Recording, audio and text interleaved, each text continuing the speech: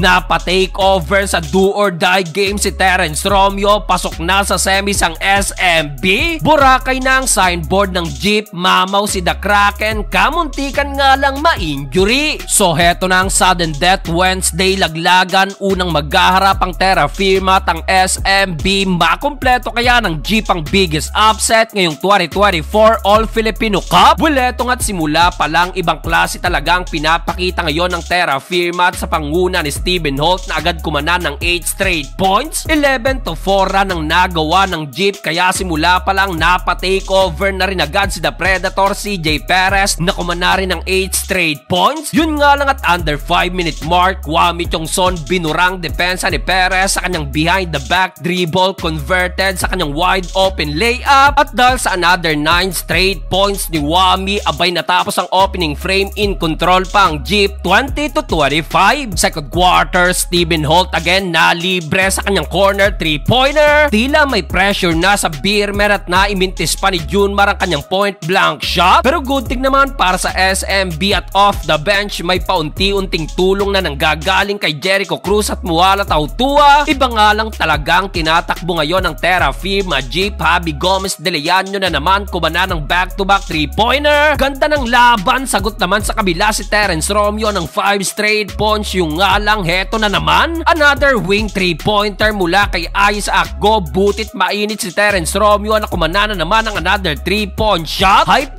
na si TR7, shootout ang nangyari at after nyan Wami Chongson mid-range jumper kontra kay Junmar, pero still Terence Romeo again half-stepping move. Natapos ang first stop, isa lang ang lamang ng Beerman, 45-44. Start of the third quarter, Aldrich Ramos attacking the defense of Junmar Fajardo. Right after nga lang niya na ankle injury si Ramos, kaya't iika-ikang bumalik ng bench. Ang masama pa para sa Terra Firma, heto't nagsimula ng kumayod sa ilalim si The Kraken at kumana ng 8 straight points. Nakabutas na rin si Super Marcio, wing 3-pointer na nasundan pa ng 5 straight points ni Chris Ross. Well, dahil sa napakainit na 18-4 run na nagawa ng Beerman, biglang natambakan ng Terra Firma na umabot hanggang 15 points. Nabasag na lang yan sa end 1 ni Wami Chongson, pero Terence Romeo sinagot lang yan ng step back jumper off the bench. Mukhang may gigil pa si TR7 kay Wami after ng game 1. Well, maganda sana ang bunot ng Jeep kay Eric Camson with 7 points, kaso sinasagot lang din ang bawat puntos na yan ni Jericho Cruz. Natapos ang third period, abante ng 13 points ang Beerman, 79-66. Fourth and final quarter, nang ma-injury scare pa si Junmar Fajardo sa play na to. Matagal-tagal inindaya ni The Kraken, pero pinagpaglang yan at pinangunahan pa ang another run ng SMB. Katulong niya dyan si Terence Romeo na napa-takeover pa halfway mark ng final period. Sa uli, hindi na rin nakabalik pang Terra Firma at still SMB aabante na sa semis, maghihintay sa laban ng Ross at TNT.